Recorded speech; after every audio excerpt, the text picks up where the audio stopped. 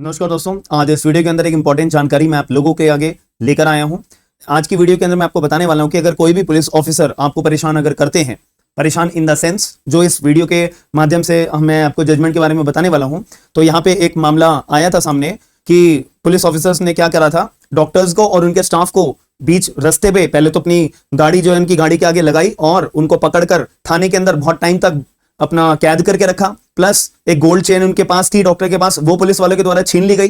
Plus 16,200 रुपए के करीब जो उनके पास कैश रखा हुआ था डॉक्टर और उनके स्टाफ को मिलाकर वो उनसे छीन लिया गया। तो ऐसे केस में डॉक्टर्स ने अपना अब जब उसके बाद में ये सब जब अपना पुलिस वाले के द्वारा एक्शन किया गया, देन फिर डॉक्टर को अपना जाने दिया और उनके स्टाफ को भी छोड़ दिया गया। अब यहाँ पे डॉक्टर और उनके स्टाफ के द्वारा क्या एक्शन लिया गया है, जो आपकी जानकारी के लिए भी बहुत जरूरी है कि अब मेरे को अगर पुलिस वालों के खिलाफ अगर कोई एक्शन लेना है, यानी कि अगर पुलिस वाले जो है मेरे ऊपर अगर कोई बिना वजह परेशान, टॉर्चर या मेरे को हरैश, असॉल्ट या मेरे साथ रॉबरी अगर करते हैं, तो उनके खिलाफ क्या पुलिस वालों के एक्शन लिया जा सकता है? देखो, सीधे शब्दों में हम बात करेंगे, नहीं लिया जा सकता।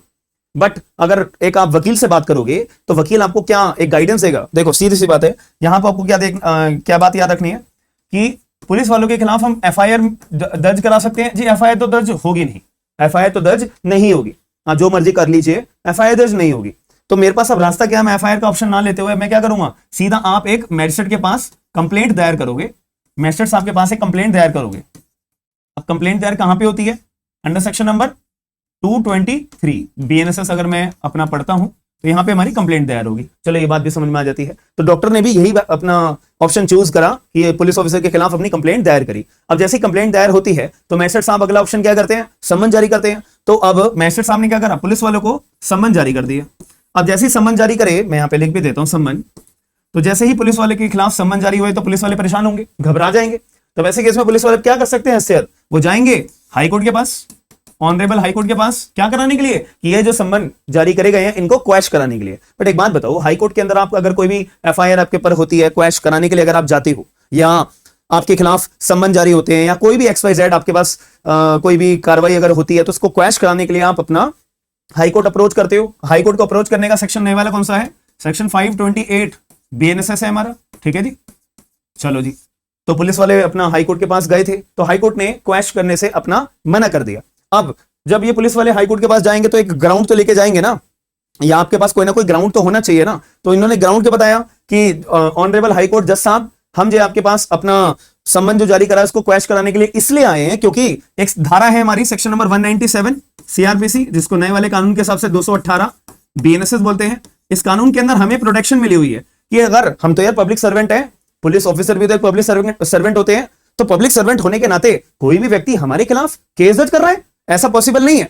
तो ऐसे केस में हमारे खिलाफ अगर केस दर्ज करना है तो पहले जो ये डॉक्टर है, डॉक्टर ने जो कंप्लेंट दायर करी है, पहले डॉक्टर को हमारे ऊपर केस फाइल करने से पहले सरकार से जाके सैंक्शन लेनी पड़ेगी, सरकार के पास जाके सैंक्शन लेनी पड़ेगी। ऐसा प्रावधान कानून के अंदर अपना दिया हुआ है। तो डॉक्टर ने हमारे खिलाफ जो कंप्लेंट दायर करी है वो बिना सैंक्शन लिए कंप्लेंट दायर करिए, इसीलिए जो सम्मन जारी करे गए, हाईकोर्ट साहब प्लीज आप मेरे हमारा जो सम्मन है उसको जो इशू हुआ है उसको क्वैश कर दीजिए। अब आप मुझे बताइए कि कितना सही है कितना गलत है।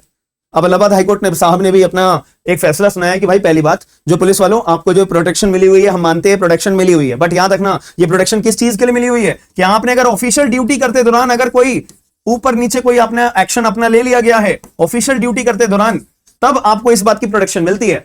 इसका मतलब ये नहीं है कि आपने वर्दी पहनी हुई है तो वर्दी का गलत इस्तेमाल करोगे। आपने वर्दी पहनी हुई है तो आप कुछ भी करोगे, किसी भी आम नागरिक को परेशान करोगे, उसको लूटोगे, गोल्ड चेन छीनोगे, 16,200 रुपए छीनोगे, या आप उनको जो है घंटों से घंटों भर थाने के अंदर कैद करके रखोगे, ये आपको अधिकार किसने दिया है? तो ऐसे केस में जो आपने डॉक्टर के ऊपर ये एक्शन लिया गया है, जो एक्ट करा है, रॉबरी करी है, तो ऐसे केस में ये ऑफिशियल ड्यूटी में नहीं करी है। अगर चलो ठीक है, आपकी भी बात रख लेते हैं कि आपने जो ये डॉक्टर को पकड़ा, उनकी गोल्ड चेन छीनी, अगर ये ऑफिशियल ड्यूटी में आपने करा है तो आपको पता होना चाहिए पुलिस ऑफिसर को डेली बेसिस पे अपनी केस डायरी मेंटेन करनी होती है। केस डायरी मेंटेन करनी होती है कि आप डेली बेसिस पे आपने क्या काम करा, क्या नहीं करा, कौन से केस की इन्वेस्टिगेशन करते दौरान आप कौन कौन से जगह पे गए थे। तो आप जब डॉक्टर के पास उनको जब डॉक्टर की गाड़ी जा रही थी, उनकी गाड़ी जब आपने लगाई, ठीक है, तो वहां पे आपने ऑफिशियल ड्यूटी कह रहे हो कि अगर ऑफिशियल ड्यूटी में आपने डॉक्टर के साथ जो भी करा है तो उसमें केस डायरी के अंदर वो डिटेल होनी चाहिए। तो केस डायरी दिखा दो, केस डायरी में आपने ऐसा क्यों करा, आप कब गए, कितने बजे गए, तो केस डायरी दिखा दीजिए। तो पुलिस वाले के पास केस डायरी भी नहीं थी। तो ऑब्वियस सी बात है भाई, जब ऑफिशियल ड्यूटी में आप कोई काम करते हो, तो ये आपके नॉलेज के लिए भी बता रहा हूं, तो केस डायरी में बातें सारी की सारी मेंशन करना जरूरी होता है। और मेन काम ये होता है, मैजिस्ट्रेट सबसे पहला काम यही करते हैं, पुलिस वालों के ऊपर की केस डायरी ले आओ जरा अपनी। आप जो पुलिस ऑफिसर बोल रहे हो कि आपने फला फला जगह पे उस व्यक्ति को पकड़ा था, उससे बातचीत करी थी, तो केस डायरी दिखा दो मेरे को। तो ये बहुत बढ़िया हथियार होता है अपना मैजिस्ट्रेट का, जो इस्तेमाल करा जाता है, और पुलिस वालों को झूठ पकड़ने में भी बहुत फायदेमंद रहता है। तो ऐसे केस में केस डायरी में कुछ लिखा हुआ नहीं था, तो इस आधार पे हाईकोर्ट साहब ने एक बात क्लैरिफाई करा कि आपके द्वारा जो डॉक्टर को परेशान करा गया है वो ऑफिशियल ड्यूटी में नहीं करा, इसलिए सैंक्शन लेने की जरूरत नहीं है, और आपके खिलाफ जो सम्मन जारी हुए हैं वो अपने आप में लेजिटिमेट है, वैलिड है, और क्वेश्चन करने का कोई ग्राउंड आप पेश नहीं कर पाए हो। और आपको जो भी दलीलें देनी है, अपने सबूत पेश करने हैं, अपना डिफेंस करना है, तो भाई जब अब कंप्लेंट दायर हो गई है, ट्रायल जब शुरू होगा तो वहां पेश करना, हमारे पास क्यों कर रहे हो? हमारा काम है कि आपके खिलाफ जो सम्मन जारी हुए हैं उनको क्वेश्चन करना चाहिए, नहीं, हमने उनको क्वेश्चन करने से मना कर दिया है। ग्राउंड भी बताया, रीजन भी बताया, कानून भी बताया, और ऑफिशियल ड्यूटी का एक्सप्लेन जो करना चाहिए मतलब वो भी बताया। साथ में जो आपकी वर्दी है आप उसका गलत इस्तेमाल कर रहे हो या नहीं कर रहे हो, उसका भी डिफरेंशिएशन यहां पे बताया है। तो आपको मैंने एक बहुत इंपॉर्टेंट ये जजमेंट के माध्यम से चीज समझाने के लिए सही समझा था और आपको बताया। मैं आपको छोटा सा कानून भी दिखा देता हूं, जो मैं ये बात अपनी तथ्य रखना हूं तो मैं प्रूव करने के तौर पर। ये हमारा सेक्शन नंबर 218 में थोड़ा बड़ा भी कर देता हूं ताकि आपको दिखाई दे, थोड़ा सा ऊपर जा रहा है, ठीक है। तो यहां पे आप पढ़ भी सकते हो, ठीक है। मैं नहीं तो पढ़ के सुना दूंगा, आप अपना बेयर एक्ट ओपन करके चेक भी कर सकते हो कि अगर कोई भी व्यक्ति जो जज है, मैजिस्ट्रेट है या पब्लिक सर्वेंट है, ठीक है, उनको हम जो है रिमूव उनके ऑफिस से नहीं करेंगे। कब तक नहीं करेंगे? जब तक सैंक्शन ना मिल जाए। सैंक्शन किससे? सरकार से, ठीक है। सैंक्शन किससे? सरकार से। अब एक बात बताओ, एक छोटा सा मैं आपको पॉइंट ऑफ व्यू बताना चाहूंगा।